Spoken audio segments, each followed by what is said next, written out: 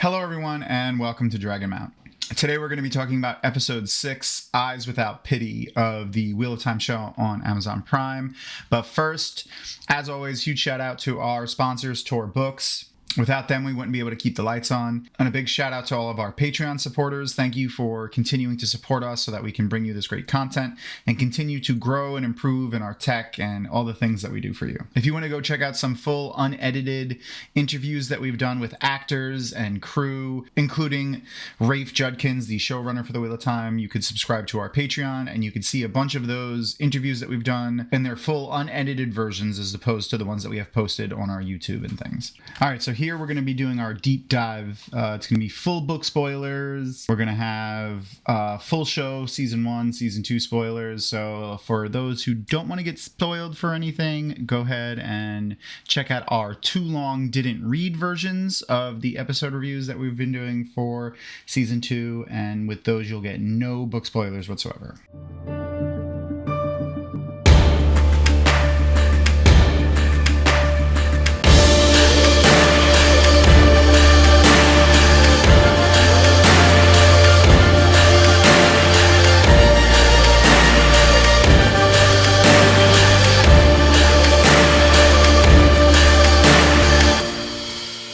Though I'm going to jump right into this cold open, which is rough. Now, we did say to have your tissues and maybe a pillow to scream into or something to punch close at hand because, damn, yeah. So this is just the beginning of the roughness that is this episode. And the Suldam here, it's like she kind of looks like she's almost taking pity on her, like she almost cares. Like I can't tell.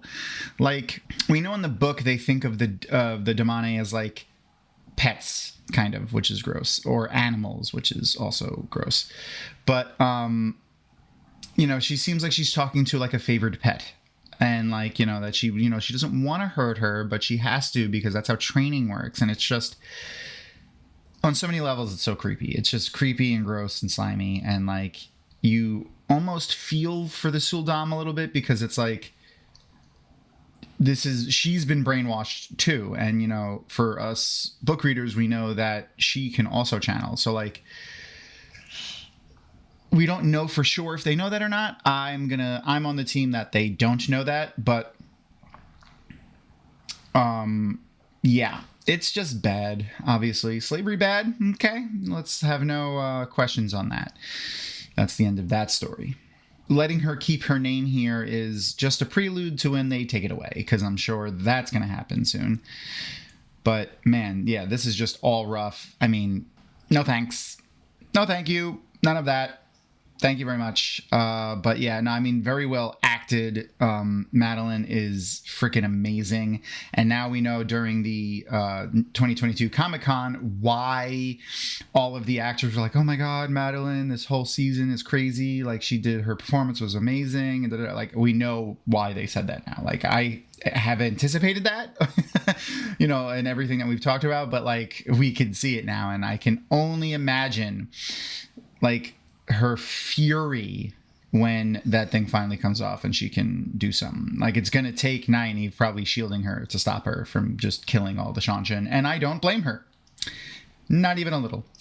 Okay, and we're back in Teleron Riod, like I've been saying for a year and a half since we saw this first image of Rand on the wheel. And though the idea of it being Lanfear there was not in mind, they did give us like a shot of from behind her head where we see her headdress like this. It reminded me of Surath's headdress. They kind of look a little similar. Like, so when we saw it like way back, like I thought maybe, oh, it's Surath and the World of Dreams, a little weird. Not sure. But here we are. It is Lanfear. She calls him Lews Therin, and Lews, like I never heard it spoken like that, just like, lose, like it's weird to hear. But we get a lot of exchange here. We learn a little bit here about Lanfear. I'm not sure if this is her playing with him, where she says, I thought that too, when he's like, they'll never be turned to the dark. So like, is she saying she had friends that were turned to the dark that she never thought would be, or that she wouldn't be? Is she playing with him? Is she toying with him? Probably. Like, she is pretty crazy. And she is a sociopath. So I think she would have went to the dark regardless. But obviously she's playing with him. So this stipulation of leaving Maureen behind is an obvious just attempt at her to, like, split the party, which is usually the thing you don't want to do in these types of situations. You never want to split the party, especially when one party member is way better at you than magic-y stuff, or the one power, as we call it in the Wheel of Time. But really, what you should do is just get somebody who looks at you like this. Just in your life, if you don't have someone who looks at you like this right here, get somebody that looks at you like this. That's all I'm saying. And not someone who looks at you like this, which is the frustration that Maureen feels, as most of the book readers feel toward Rand for the majority of the series, when he's like angsty emo Rand and then broody McBruderson Rand as he gets further on before the end of the books. But yeah, that's just how most of us feel when reading Rand chapters at about halfway through book 2 till like book 13. Most of the chapters, at least. All right, so Min is obviously having second thoughts here about wanting to hand Matt over. So the idea of Min being a dark friend, out the window. Min is just trying to get this thing removed from her. So I think this is also giving us a look into maybe some other dark friends a little bit. Like, they have a thing that they want, and maybe it's like not exactly like a selfish thing where, you know, this is like a curse that she has, and, you know, Leandrin wants to have her son and blah, blah, blah. So, like, it's kind of like a look into maybe what path some of the other dark friends have taken. Like, I want the thing, you're going to give me the thing, and I have to do this thing in order to get it. So, like, you know, maybe they did the thing and now they're dark friends, but, like, you know, Min is still on the cusp. She didn't know she was working for the dark. Now she sees she's working for the dark, and she has to make a choice, and it looks like the choice that she's making is for the light, that she's not going to go through with it. What repercussions is this going to have for her? Which also raises the idea of, like, how easy is it really for the Forsaken to enter people's dreams? Like that was one of the things that I always kind of wondered in the books. Like, it didn't seem like it was something that they did very often, but it really seemed that it was easy for them to do, and it seems really easy for them to do here. So how they're going to protect against that in the future should be interesting to see. And then we jump right to Nynaeve and Elaine up in Rima Sadai's and Basan's attic. So did anyone think immediately when she said it was elderberry that? Did anyone else think that? Because that's exactly where my brain went. Well, and it also seems like another Aes Sedai, like, learning for the first time that the Black Ajah is indeed real. So they've done a very good job at keeping themselves hidden for thousands of years. So yeah, little nervous, but we'll see what happens. So then we jump to my boy Loyal. I never want Loyal looking at me like this, though, ever. Like, whoo, Loyal is big mad, and as he has every right to be, he's been taken a slave, or Dakovale, or one who is owned, as that translates to from the old tongue. So yeah, pretty terrible. Also, I was 100% correct in saying that he was a Dakovale. Everyone else was all pissed about it. When we saw the picture of him walking behind Ishamael and Surath, you know, whatever it was, 6 months ago or so, or when they released some of the teaser images. But here we are, 100% confirmation, Dakovale. So, Surath, I mean, other than looking good, she is horrible, and so is everybody there.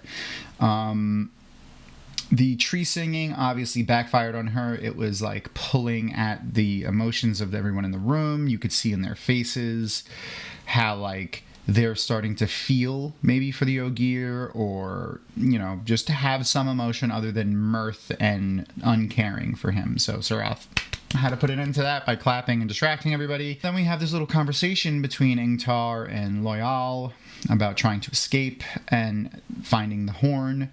So it seems that Ingtar, probably because he was a lord and is now, you know, an owned person, is serving High Lord Turok, and that he has a lot of curiosities. So in the books, we know that he kept a lot of weird stuff. He had a lot of Swendiar, he had a lot of weird objects, he had some Terangriel and Sangreal, and the Horn of Valir in there, as well as the dagger. I think. What are we going to see in there? I'm hoping that we see something that we obviously recognize as maybe something that's modern or technological in some way.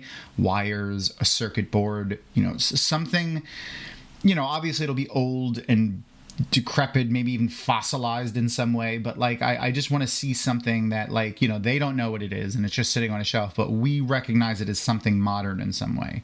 I think that would be really cool. We find out that they know, or at least they think they know, where Egwene is, and that she's being kept in the kennels, which is further demoralizing and horrible for the Damane, which they don't view as people. So Loyal not leaving her behind. That's a great character aspect for him to have. But at the same time, like, I think Ingtar has the right of it here, which is, I don't know, weird for me to say because we know he's a dark friend, or at least we think he's still a dark friend as he was in the books. We have to get the horn. The horn has to get away from High Lord Torok, period. High Lord Torok cannot have the horn. Now, Ingtar may be saying that because, he's a dark friend and he wants to give it to the Shadow, maybe. Or he just thinks the Seanchan shouldn't have it and the Forces of Light should have it. Either way, it's like save many instead of just the one. But at the same time, all of the people like that in the Wheel of Time seem to be bad in some way. Like Perrin at least recognizes in himself that he wouldn't make a good, like, leader or king, because that's not how he thinks. He wouldn't think of sacrificing people if he didn't have to in any way. So, and he would try to save the one, usually the one being Fail. But I digress. Loyal seems to not want to leave without Egwene, and that he thinks that she can survive because she is made of steel. And I agree, Egwene is, and especially Madeleine Madden, who, again, the acting here, like, when she's beating her, I mean, it's a dream, but, Madeleine actually had to do this scene, so, like, she's beating, or, a fever dream, or whatever you want to call it, she's beating Rena, and wow, like, visceral emotion from her. Rena comes in, and I'm not sure if it's required to leave the bracelet for the Adam so near the Adam. Like, we know in the books it was because they were physically connected by a leash, and I love the way they're doing it here, where, like, you see the leash kind of form when they exert their will on the Adam wearer. So, like, does she leave it there because it needs to be close for it to work, or is it just there as another form of training, essentially, for the Damane? Like, here it is, just sitting right here, and you can't do a goddamn thing about it. Yeah. And you can't do a bloody thing about it. So, like, it could be either of those things. Or it could be both. Who knows? Rena also furthering that idea that the Seanchan do not view the Damane as human or people. It must have been weird going through your life thinking that you were a person, only to find out that you were a Damane. So, like, yeah. Very gross. They're doing a really good job of making us both fear and hate them. Thanks, Rafe. So the other thing here that we see is Egwene has to really understand. She has to really think that she cannot use this cup or the pitcher as a weapon to hurt Rena.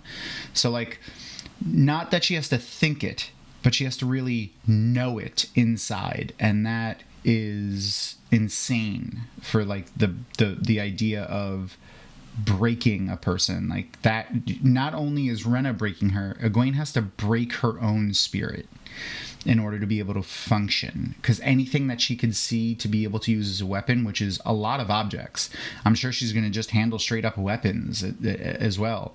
She can't view it as such of a thing to be able to hurt the Sul'dam. So she has to essentially not think of hurting the Sul'dam, which is terrifying. Like, Egwene essentially has to break her own will. It's evil on a different level. So Min obviously having second thoughts, like we thought before, about wanting to hand Matt over. What if I don't?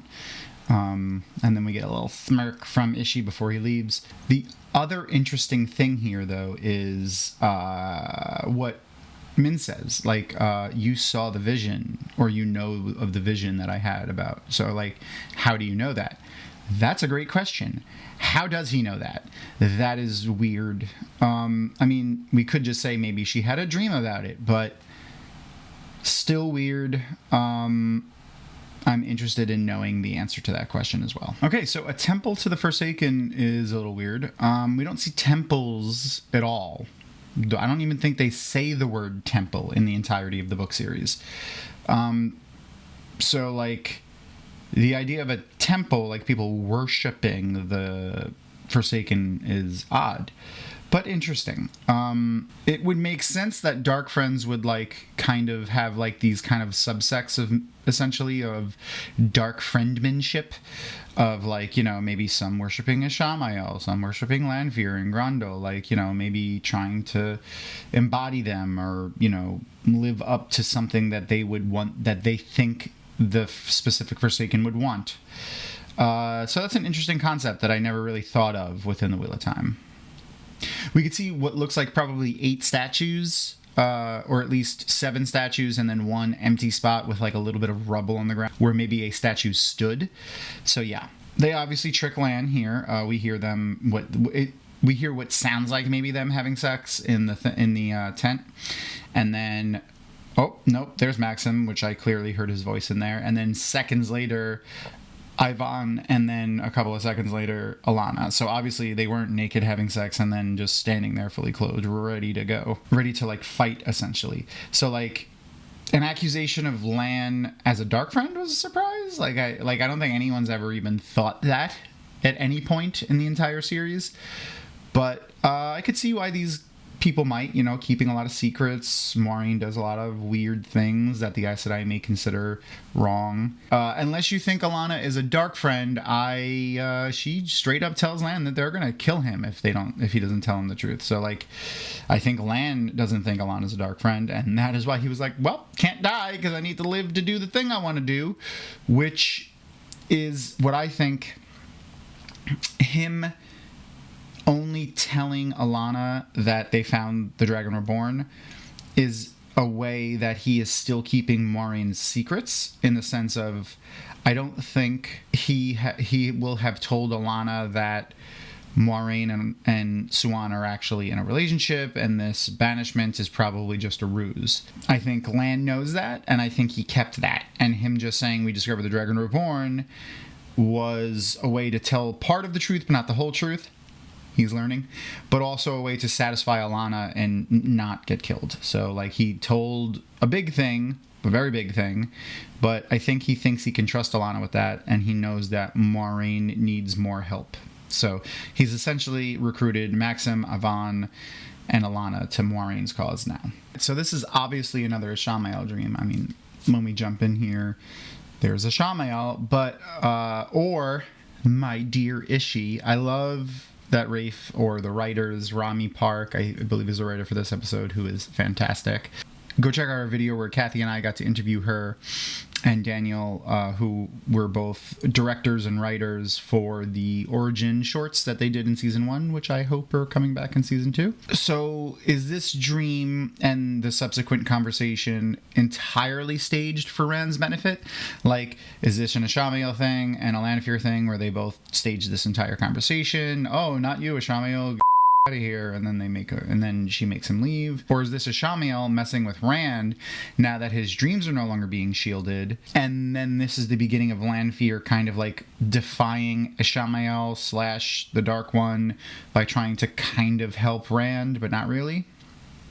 I'm not sure. Like, I'm leaning more toward this was all just a setup, but I still get a little bit of vague inkling that maybe it's more. And then Rand essentially tells Lanfear who he loves other than her, which is probably bad for Egwene.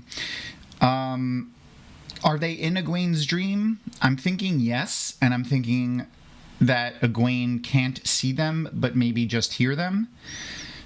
Because of the way that she is reacting when she's, like, looking around in the room. She's not looking directly at Rand. She's kind of looking through where he might be. And then even when he gets close to her, her eyes don't shift at all. She just is still looking, like, straight past him. She's, like, looking like he's, like, right here. And she's, like, looking, like, right here. And she never looks at him. And then even when he wisps away, her eyes don't, like, dart around or anything. They stay fixed on a point. So I'm really thinking that she can't see him, that she could just hear him. And then, obviously, it's a dream because, like, they weren't physically in the real world, because here she is in the next scene. Her reaction is to just kind of look in the spot where she thought they might be. So I think they may have entered her dream or have been just outside of her dream in some way, and we're looking in on it. But Lanfear's unequivocally sure of who she is and what she looks like now. So, if she wasn't already. So that's probably going to be bad for Egwene. Bad for our girl. Pretty bad. So the other Damane that's in the cell beside her here is kind of doing the repeating of the Damane will use no weapon to hurt the Sulam and stuff. I'm still unclear, even knowing, you know, what we see of them later, whether or not the other Damane is trying to convince herself of what she's saying, or is just doing it as a way to, like, drill it into her head, or if she's just lost her sanity and this is just what's happening. Egwene's, like, beating herself up to, like, you know, keep it together and hold it together is just a little bit left of her holding out, but she has to break that in order to, like, work within the Adam's restrictions. So yeah, just reiterating how horrible the Suldam and the Seanchan really are. Cool. So, Elaine and Nynaeve here, like, Elaine definitely surprised Nynaeve when she said that she wouldn't be leaving the city either until Egwene is freed. So, like, that's Nynaeve, like, really gaining a measure of trust toward her. I wouldn't say respect necessarily, but trust. And I think this is probably when she decides to stop referring to her as princess, which is nice. We get a first look at the Adam necklace and bracelet, not on a Suldam and Damane. Wonder how they got those, because they can't open them, so that must mean they cut it off, which is horrible. Yeah, pretty bad. But yeah, so now they have to figure out how to open that. So I think we're going to see Elaine's tinkering background really shine here. I hope we start to, like, see maybe an inkling of, like, Elaine being like, I think I know how it works, like, you know, or I think I can make one, or, you know, maybe not that, but, like, you know, some sort of inkling toward her being able to make Terangriel or Sangreal or Angreal, however you want to look at it. I want to see some foreshadowing into that. That would be really nice. So I hesitate to say this because I never thought this sentence would come out of my mouth, having read, you know, the Wheel of Time books, but Barthanes is kind of cute. Like, he's like kind of like a cute kid. Like, he seems obviously, like, extremely sheltered and, like, just ignorant to the world, really. So he doesn't seem like a dark friend. Like, I'm moving away from him also being a dark friend with his mother, but Avenir, still convinced she's a dark friend. I think the director here is trying to play on, like, the concerned mother bit. Like, maybe we think that she's just, like, a concerned mother and wants her son to have, like, a good experience with his aunt, but that is not what I'm getting here. Like, that's not what I feel based on everything else that we've seen and this, you know, decision that I've made that she's a dark friend. You know, on one hand, she could just be like a desperate mother / sister wanting to know what was so important that kept her sister away. Or she's trying to fish for information to give to the Shadow, which is what I really think is happening. We'll find out, though, I guess. The letter that she's writing to Siuan is tough. Like, that's a tough thing. So we originally thought that maybe she would take that Terangriel that she had in her rooms with her to, like, be able to talk with Siuan, but it doesn't seem like that she's doing that. So she's writing her a letter instead. And she obviously has letters from Siuan, it looks like, because of the broken seal that's there. And Siuan seems to be traveling to Cairhien because of some of the stuff that we saw in the last episode when Siuan is actually talking to Rand. So maybe we'll get that scene in the next episode or in the last episode. Probably the next one, though, because the last episode is probably going to be Thom, the battle, the horn, and all that stuff. I am genuinely interested in seeing how Siuan reacts to Maureen being stilled when she sees her. Because, you know, they're in love and they're in a relationship. So, like, how is she going to react while at the same time being the Amyrlin seat, an Aes Sedai, and a channeler of the One Power? Like, oft times when people are stilled or, you know, are cut off from the One Power, other people who can channel kind of are standoffish with them. I'm hoping we don't get that from Siuan. I'm hoping we just get, like, reconciliation and, like, you know, hurt for her lover who is hurt in a real way. Now, I've seen some people say, and I also agree with this, that we saw Swan kind of untangling knots for her dad in the first season when she was doing when we had that flashback of her. And we know that tied off shields are tied in knots, or at least from the book. So I would assume they kind of replicate the same idea. And if Swan tries to untie the knots kind of blindly, because she won't be able to see them because it's, Sidene, then that could, be what happens to how she breaks the shield. If it is a shield, I still think she might be stilled, like really. But I'm like 60-40 on that. And I think that's just a testament to the writing this season. I go back and forth. Oh, she's definitely sealed. Damn it, she's definitely shielded. Like, I just keep going back and forth, and I think that's just a really big testament to the writers for this season. So, again, bravo, fantastic job. I don't know what you're doing, and I love that. You messing with my girl Swan? You saw these knives right here? Like, the fact that she even let Lan open the door was a little iffy, but, don't be messing with Swan. So Lan's going to tell her instead of Maureen, which is probably going to make Swan a little angry that Maureen didn't tell her and Lan did. But we'll see what happens with that. So Logain's face here is, like, defeated. Like, he seems like Rand probably hasn't been there in a little bit, maybe a couple days. And maybe he thinks Rand isn't showing back up. So, like, he just seems like he's giving up. Like, this is the I'm giving up, I've lost the will to go on face.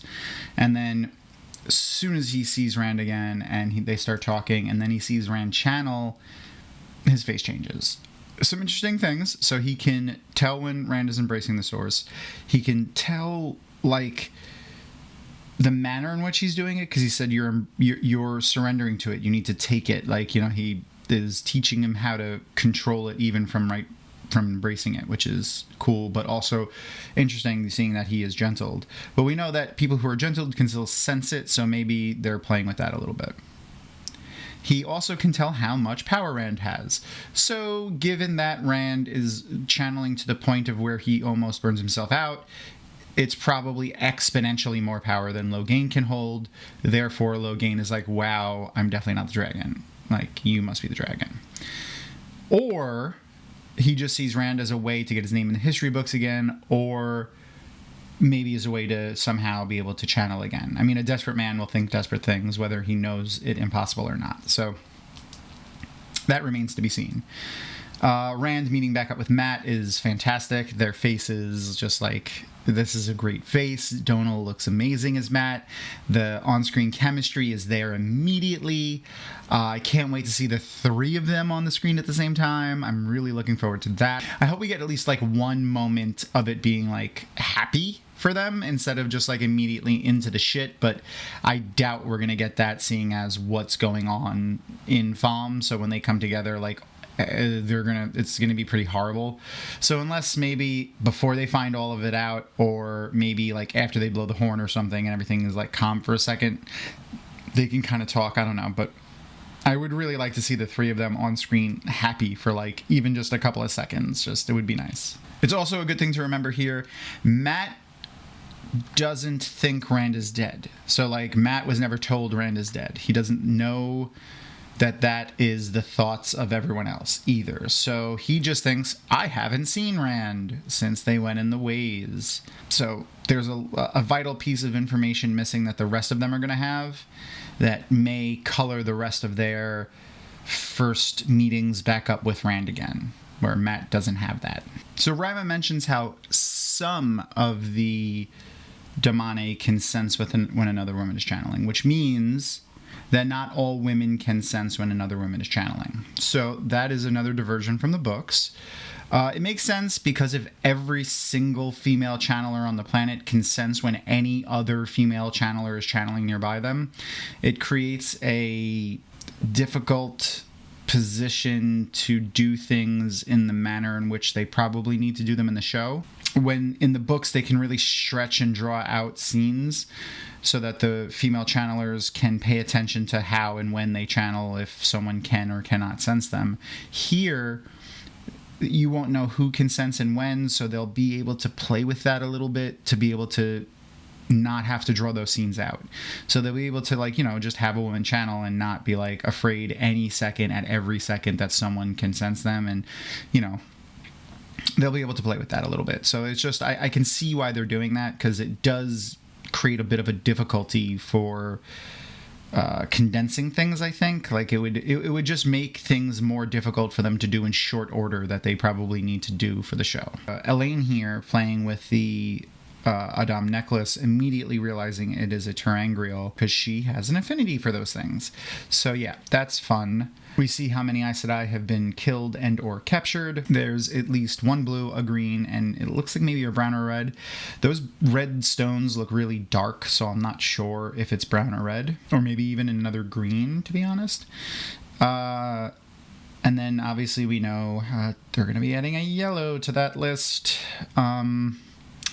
Rough, really rough. So yeah, really furthering that whole thing where she's like, Egwene, you're not a woman. Yeah, not great.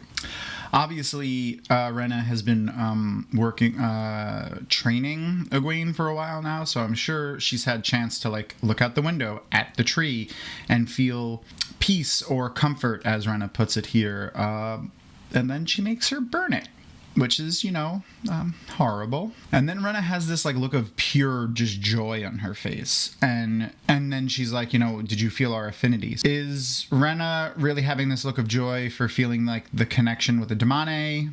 Because she's, you know, brainwashed into thinking that this is right? Or is it just a feeling of channeling, because she can channel and she kind of feels that same feeling that channelers get through that terangrial? So you know how channelers kind of like that feeling, so maybe she's just, like, finally having that feeling again. Or is it the power that Egwene has? Because we know Egwene is very powerful, so, like, could be any one of those things or any combination of any or all of them. So I just think it adds a lot of depth to the character of Rena. Not that I like her in any way, because she's horrible, but the actor who's portraying them is really good, and this scene is just a very powerful scene, even though it's, like, short. And then speaking of short scenes, Nynaeve finally calls Elaine daughter heir, which is nice. And then, you know, Elaine's like, oh, you want to get rid of me? But then Nynaeve immediately is like, no, I'm asking because why do you want to help someone so bad? Like, so obviously because of the way she trusts her with Egwene. So that's there. So Rand finally tells Matt that he abandoned the others and told them he was dead. So, and when Matt's face, when he says that, shows how he feels about that, and kind of that he knows how everyone else is going to feel when they find out that he's not. Matt playing the, like, you know, let's make everyone happy and dumb everything down by, like, you know, being playful and happy here is classic Matt. Him being kind of, like, excited, or, like, you know, like, Dragon Reborn, like when he whispers Dragon Reborn to him, seems like playful Matt, playful happy Matt, which is even in Barney Harris's best scenes. And I didn't notice it until seeing the comparison of Donald playing Matt. We didn't really get a lot with Barney Harris. Like, we didn't get a lot of the playful, happy, comedic Matt in, like, small bits. We got it a little bit, a couple of times, but this just, I don't know, he just feels like he has more mirth to him than Barney did, given Barney did have the dagger for much of his screen time. So yeah, I don't know, but yeah, you know, so still really loving Donald Flynn's Matt. I'm enjoying that. Min lets everything slip here.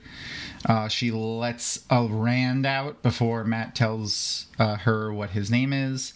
But, you know, is she drinking here to try to make herself betray Matt? Is she drinking here to get the confidence to help Matt? Like, you know, you don't know until Matt walks in and the situation is thrust upon her. So, yeah. Is Matt going to listen to her?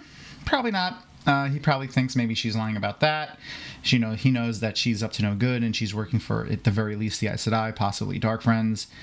So yeah, he's definitely worried and doesn't know what to trust of anything that she said. Her saying that Matt is going to stab Rand with the Shadow Logoth dagger is interesting because Turok has it, or at the very least, it's in Thom.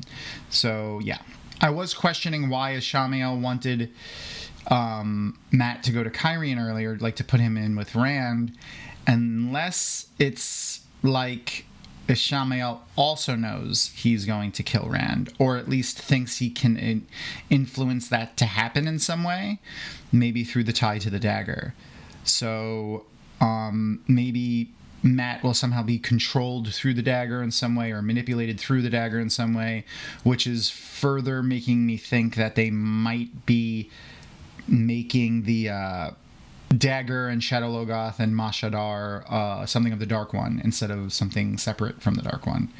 Unless it's just, Ishamael can manipulate it because it is evil and, corrupting. Who knows? We'll see, I guess.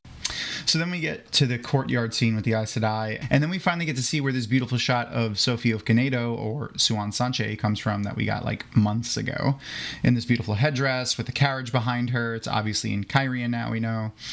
And we've heard them mention 14 Aes Sedai, so I think we see all 14 in this shot.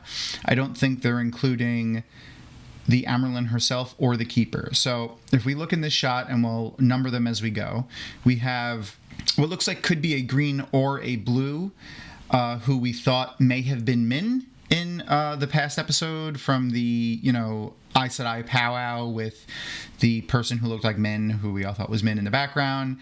Obviously not Min. Here is this person. She does have a similar hairstyle to Min and similar facial features, but obviously not Min. So not entirely sure if she's green or blue. It looks like she's wearing green, but then she's got the two blue warders behind her and then another with a green cloak. Are the warders also color coding? I don't know. I mean, it would be the way to do it since this is a very formal setting, but we don't know. So anyway, green and or blue, not Min. And then we have a gray and a white that we don't know who they are. And then on the other side, we have Liandrin and two unnamed red sisters. And then we have Yasika and Verin, who are brown. And then we have another gray in Joya Bayer, or Bayer, however you pronounce it, which brings us up to 9. And then we have Alana just beside her. And then all the way in the back over there, we have another unnamed white and another unnamed blue. And then what looks like could be another unnamed white or gray. So that's 14 altogether, not including the Amyrlin seat and the Keeper or Maureen, who isn't really an Aes Sedai. But they wouldn't count her because it said the Amyrlin came to Kyrian with 14 Aes Sedai. So yeah, that's all 14. Then we have a nice little face-off between Liandrin and Suan, driving a little bit more of that stake in of letting us know that they're probably going to face off in some way in the future. We know as book readers, or at least we think we know, that it'll probably be politically in the way of Liandrin overturning her if Liandrin takes some of those roles away from Elida. If we have an Elida, that is. I know we've heard mention of maybe an Elida from some leaks that have happened, but, leaks are often wrong. So I'm not going to get on board with that until we know for sure. I do want to say this carriage looks beautiful. The set looks beautiful. The city looks great. I could see this city also maybe being like part of the city set that becomes Thom later. I'm going to pay attention to see if we see anything that looks like this, but the stonework and everything does look very similar. I love the little details that are there. Like on the stone above the sconces, above the torches, are like soot stains from the torches being lit for hundreds, if not thousands of years in those same spots. So it's a fun little addition that the set designers thought to put in, and you can really see like the Japanese influence here in the architecture with the awning over the doorway, and then even maybe some of the French style and like the arches and the windows, and even just the stonework doesn't look very Japanese. Particularly the window that's on the top right of this image looks very like European, where like the window where like that little overhang over the window that's just in the center of the picture looks more Japanese, including like the roof bit that's above the doorway there looks very Japanese in style. Matt obviously trusts Min enough that he isn't going to follow Rand at this point, at least. So Rand, disappointed, stalks off, and now we see who... Like, obviously, Lan is there, or at least, thankfully, Lan is there with Alana. I mean, I didn't think she was actually going to kill him, but, the option was on the table, apparently. But here he is, helping Alana and/or Maureen and/or the Amerlin Seed at this point get Rand in to talk to her, which is probably going to be next episode, if not the next episode's cold opening. Now, if Matt saw this meeting with Lan and Alana and her warders, I could see Matt deciding at that point that he wants to, instead of leaving Rand, following and helping him. The idea of Min's viewing might have gotten just pushed completely out of the way, but maybe he thinks that if he travels with Rand, depending on who leaves with him, it could be Maureen and Lan, it could be more than that to follow him, that maybe they could stop him from killing Rand, or he just completely ignores that and is like, I need to be there to help him and I'll figure it out when the time comes.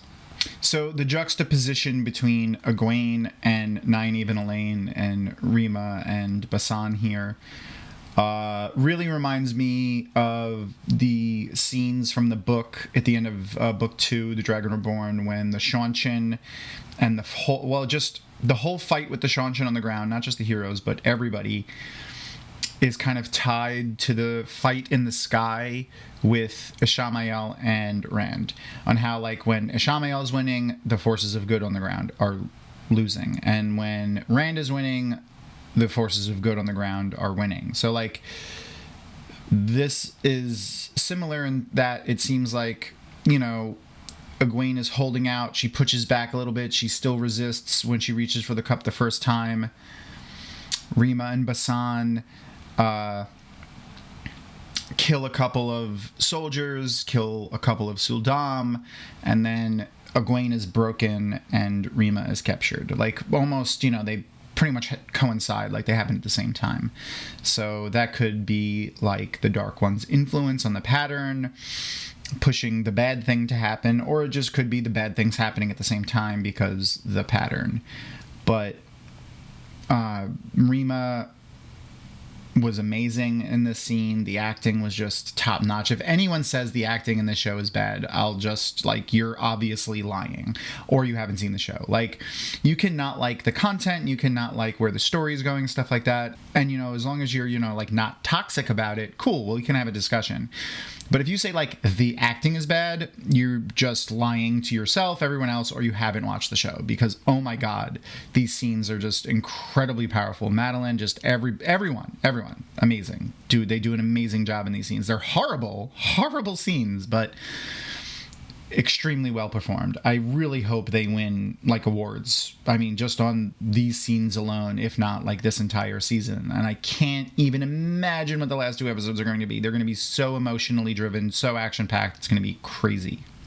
In this scene, we have Nynaeve finally channeling on her own without being angry. She receives probably the best training or advice on how to channel from a yellow.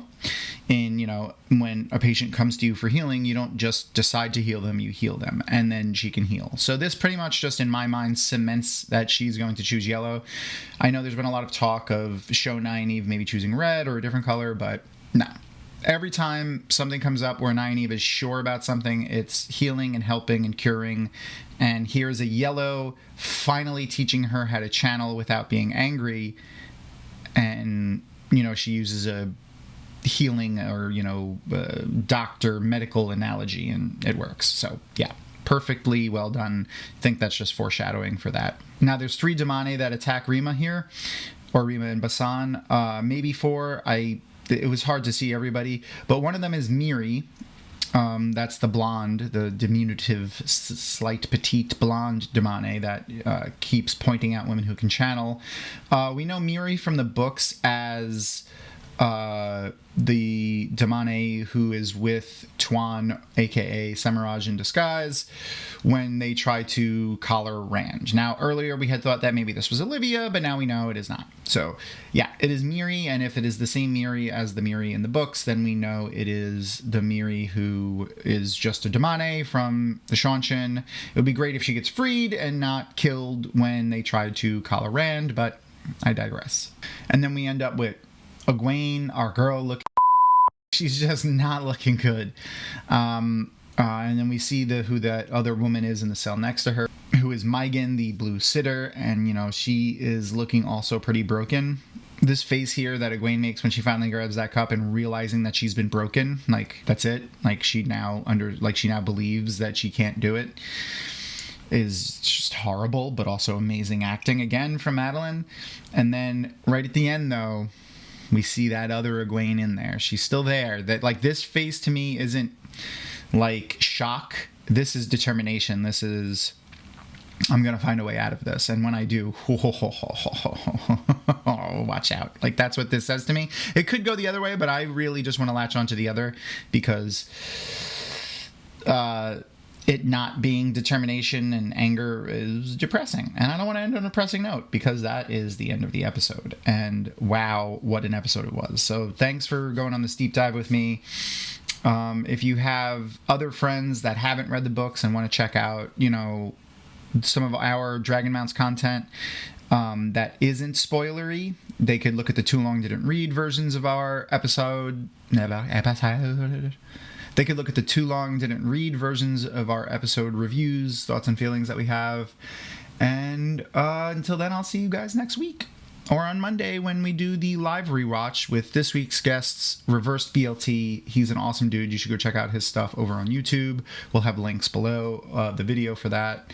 And I'll see you around next time. As always, may you always find water and shade on the slopes of Dragonmount. Peace. That's all for this episode. Thanks for sticking around to the end. As always, please subscribe to our channel and click the thumbs up button or leave a comment. We like comments, especially positive ones. If you have a friend who enjoys the Wheel of Time, tell them about Dragonmount.com and our show. Special thanks to our show sponsor, Tor Books, as well as to our Patreon supporters. If you want to learn more about how our show is made and get additional insights into Wheel of Time, you can become a Patreon supporter. We have a lot of big plans for the show, and your contribution will go a long way to making them a reality. Be sure to follow Dragonmount on social media, and see you next time!